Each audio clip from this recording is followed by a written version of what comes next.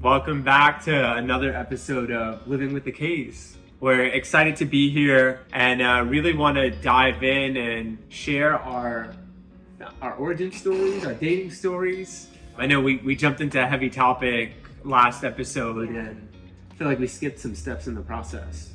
But I just want to remind you all, we're here to create empowered couples. And for us, an empowered couple, just to remind you all, is a power couple committed to their relationship, creating resilient families, vibrant communities, and using their teamwork to make the world a better place. And we genuinely believe that if there are more empowered couples rooting for, cheering for, and uplifting one another, that our communities will be stronger, our families will be healthier, and the world will be a better place for everyone. So it's our commitment to make sure that there are more empowered couples out there. So Kadesia, I'm gonna ask you to actually kick us off. Yeah. But how did you know? Because I'm sure a lot of folks are out there, they're like, the phase of dating, you're getting a lot of advice, maybe you kissed some frogs before you met your handsome prince. But how did you know? And I'll take a tear into that after. Yeah. So I'd say it's very cliche. When you know, you know. I feel like that was very much the feeling I got as soon as we went on our first date. What did that feel like? I'm not done, but it was just like... Were there butterflies? There definitely butterflies. There's some nervousness. There was also a lot of comfort. Like, I just felt comfortable with you. Like, oh, okay, this could be the one. I'd say there was a lot of things that I had gone through to get to that place. A big part of it was going to church. I remember I had gone to my family's home church back in Brooklyn a few different times, and while I was there was a prophet there. So the prophet gave me a reading, and he talked about like my career. He talked about like me getting a promotion, and I remember he talked about me getting married soon. I was like, that's crazy, because I'm not even dating anyone. So that was the first reading, and that reading was obviously about Kareem. And then I had a second reading while I was there, and I remember I went to church. I was so heavy. Like, I felt like a huge burden was on me, and I remember I just like broke down in tears while they were like praying. And then the prophet, he comes over and he starts praying over me to the entire congregation. And he's like telling all my business, like, you gotta stop like doing all these things, letting whatever happening, like repeating the cycle. And I was like, oh my gosh, like, you're right. So that same day, I like cut it off with the person that I was talking to and just like... So you were dating? I mean, that second time. Wow, you've been quick.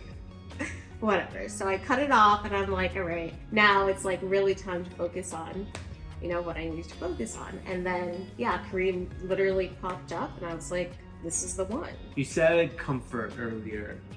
What does that feeling feel like? Well, like, what could you compare to that everyone else might experience before they get there? I don't know. It's like someone you just feel like you could be yourself around, Like, I think that was it for me. I didn't feel like I needed to fake anything. Like, I could bring my full self to the relationship, to the conversation. And there was nothing that I felt like I needed to hold back from you.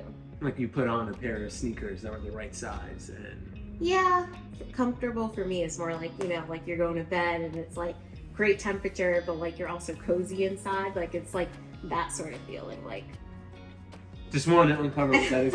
I know for a lot, because I agree with you. When you know, but that's like such horrible perspective to give someone who doesn't know, or they think until they do know, and then they're like, oh, okay, this makes sense. Yes, but I'll say on my side, I had the false start of feeling before, like, oh, they say when you know, and then you're in a relationship and you're like, is this what they mean? Like, this has got to be it, right? And in hindsight, it wasn't, right? But our relationship, hindsight I think is 2020, but just trying to give some perspective to the folks out there who are looking for their special someone. Yeah. And then I also feel like by the time I got to Kareem, it was like I knew exactly what I was looking for. I had accomplished and done a lot in my own life where I felt secure in what I was offering and wanted someone to be at the same level or better. So that was kind of what I was going into it thinking. And then all the other stuff that really mattered to me as well needed to happen. And that all came out during our first date. So I was like, wow, he really is the one. So Kadesia was looking, or maybe open. I was not. Yeah, I was definitely looking. And I had said this up front, actually, early on when we were talking about whether or not I was the right person or long term. I was like, I always imagined that I wouldn't get married until I was like 35. Okay. and settle down. To be fair, he didn't tell me that up front. Okay. He didn't tell me that until later on in our relationship. And my friends had said it also, because I had told them. Yeah. I never thought I'd get married so young. And I just, from my own like upbringing, wasn't in a lot of committed relationships. Yeah. And I shared this with you before. Like, I grew up in a neighborhood where, you know, you couldn't trust people. Yeah. And so you were dating, but you weren't in a relationship. Yeah. And that was the extent of it. You didn't want to ever find out that your person was like sleeping with someone else or hooking up with someone else, and that was going to make you look bad because they were doing that to you. And so you never really committed. Yeah. And then I didn't have my first committed relationship until after college. And that relationship taught me so much.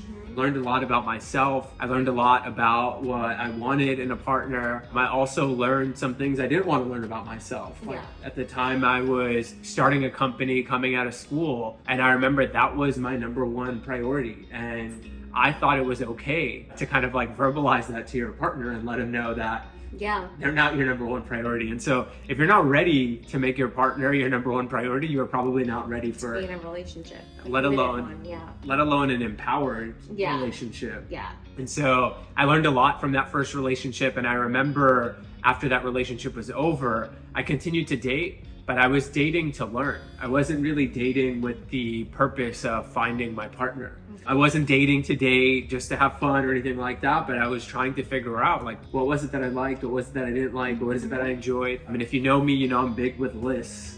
So literally after the dates, I would go. He wasn't looking for anyone, but he had a whole list of if he were to find this person, what she needed to have. But it was double-sided. It wasn't just that, but it was also what was it that I was prepared to offer. Yes, that is true. What were the things that I was willing to commit to and could bring to the table? It wasn't just this is what I want, this is what you gotta look like. And I didn't focus on the physical. I focused more on the character qualities.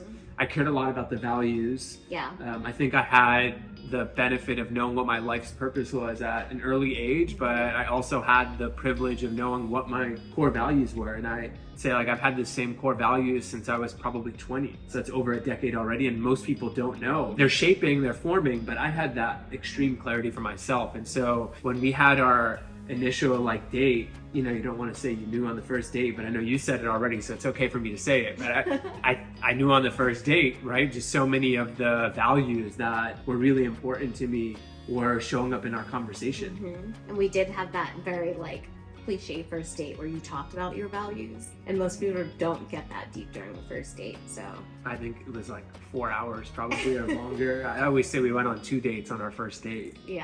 It was dinner, and then the dinner became dinner and a movie, but we never planned to go to the movie. But it all happened in one day. So now that we've kind of shared how we knew, what were you afraid of? So I'd say I was afraid to get hurt. Being in a committed relationship, I had done that in the past and gotten cheated on in the past. So I think that was something that was really scary for me, and I did not want to go through that again. But I think being open with you was super important, just because like you understood like this is where I draw the line, and you went out of your way to do everything to make me comfortable and secure. Like what? Like so they know, you know, when they're out there. What can they expect? You know, are there people out there who'll do that? I mean, this is specific to me, but let's see.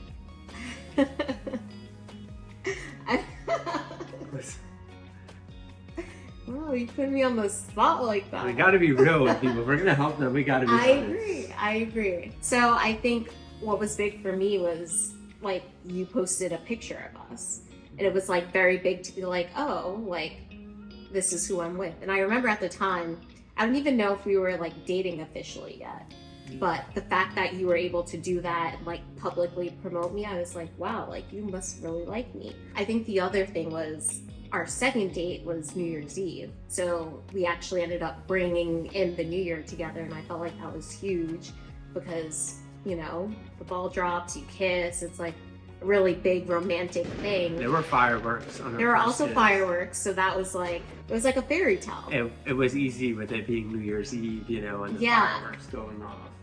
Yeah, and then I just feel like the way that Kareem thinks, it's like all in, and that's one of our values. All in, committed, and he was very much from the beginning like, you know, we're gonna make this work, like I'm committed to you, like that is what it is. And I had never really experienced that before, so I was like, this is like, when you know, like that was exactly what I was looking for, and I was like blown away because I had never seen, especially someone so young. That was like really what was huge. Like, you know, women are more mature than guys, and even though he's older than me, Not that much older.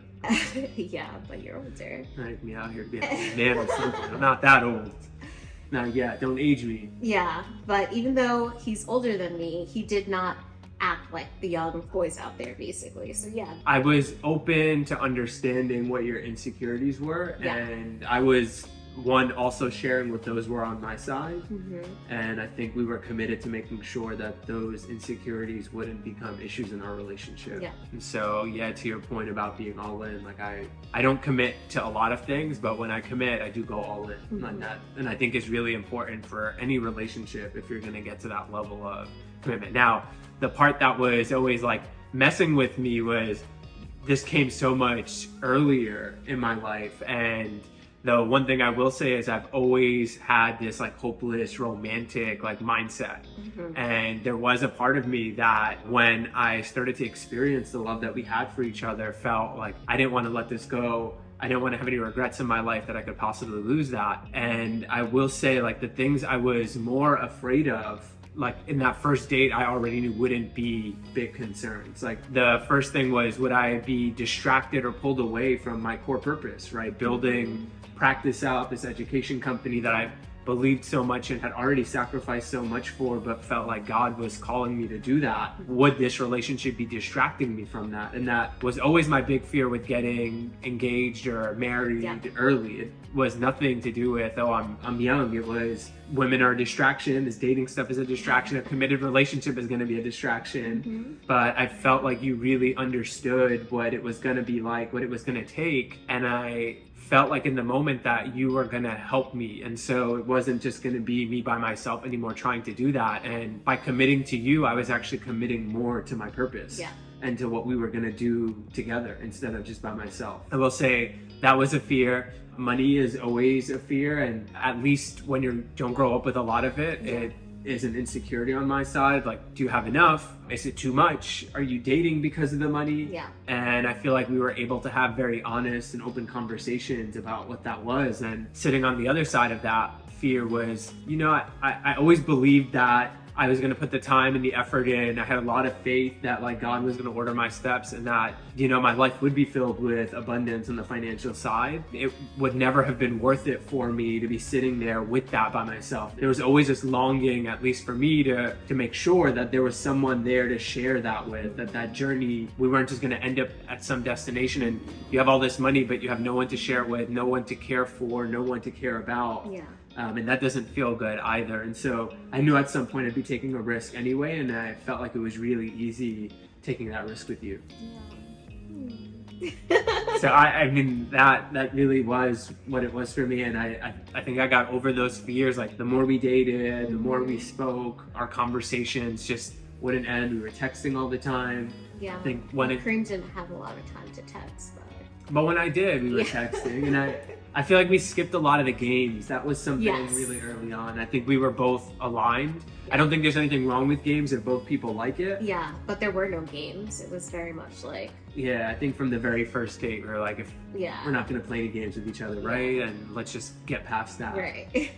And then we both went on trips and like we stayed in touch. And I feel like when we came back together a couple of weeks later, the chemistry and the relationship there was still as strong. Yeah. And I was attracted to her then, and I'm still attracted to her today if it's not super obvious.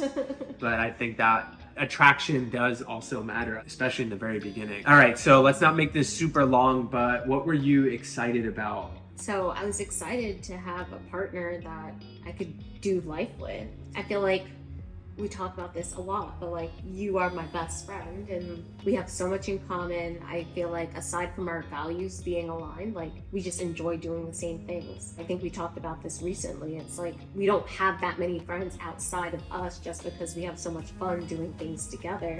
So it's almost like why go out and find those extra friends, because it's us too, So I don't know, I think that is what I was excited about, especially someone who enjoys traveling, who enjoys food. It's like literally everything that I love to do, you're down. It's never like, not really into that. I think the fact that you're always down to try something new with me, that was something that I was excited to explore with my bestie.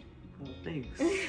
I know for me, building a business, building a company, it's lonely, and I've always longed for someone that I could share that with in a genuine, authentic way. Someone I can talk to all the time, as much as I hate to say it, share the stress with. Yeah. Lots of stress. That Kobe, having someone who's shooting with you in the gym, I wanted that. Mm-hmm. And I was excited that you got that. I did get that, and I'm grateful for that. And I hope you feel the same way. Absolutely. That, when you're shooting, I'm in the gym too. Yeah.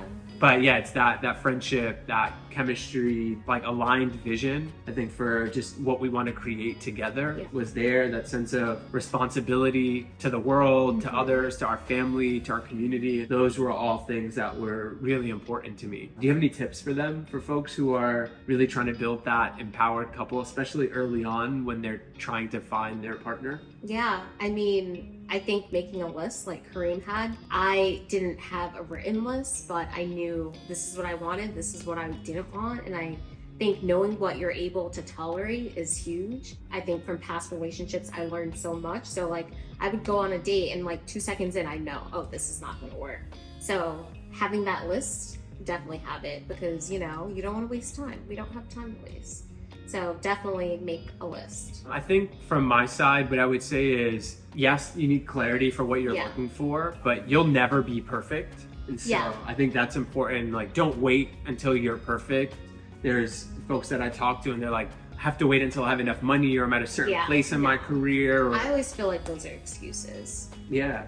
I don't know that they're always an excuse, but I do feel like they're real insecurities. Yeah. But with the right person, you figure those things out together.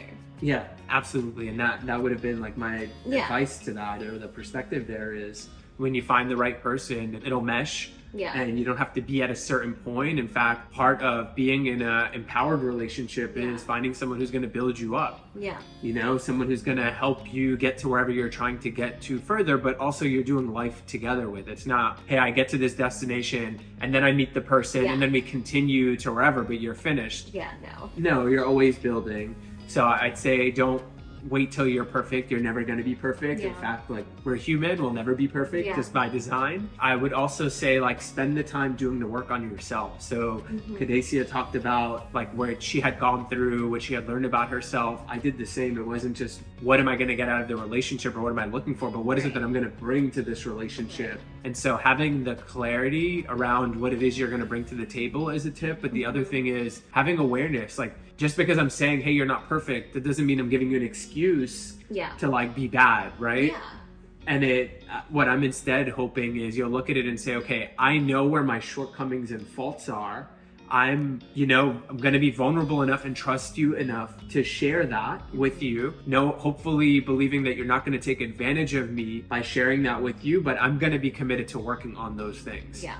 So I'm not perfect. Here's the things that I struggle with. Maybe I work too much. Maybe I don't have a lot of experience in a committed relationship and I don't know what the right boundaries are. Maybe I don't know how to have difficult conversations. Yeah. Or whenever we have to speak about money, it's uncomfortable. Whatever those things are, being open and honest with them. And then you have to be vulnerable. Yeah.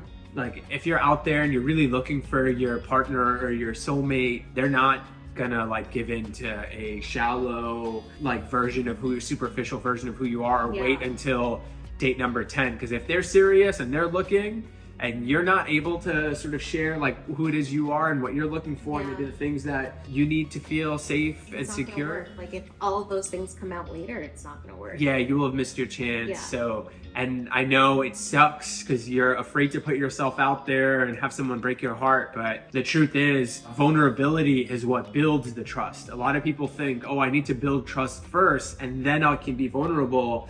But the reality is someone has to take the chance and be vulnerable first for the trust to start to build. And so be ready to be vulnerable would be my last tip, especially if you're looking for your special someone who can be your other half, who could be your better half. Yeah. And that's the case in this situation. So I'm grateful for that, and I'm hoping that it's gonna help you all find your special someone that you deserve to be with. Yeah, I agree. You said it perfectly. All right, so with that, let's sign off. Yeah. Love you all. We hope that you can glean some inspiration from this as you continue through your journeys to either strengthen your relationship or go out and find your special someone. So go out there and get after it. See you next time.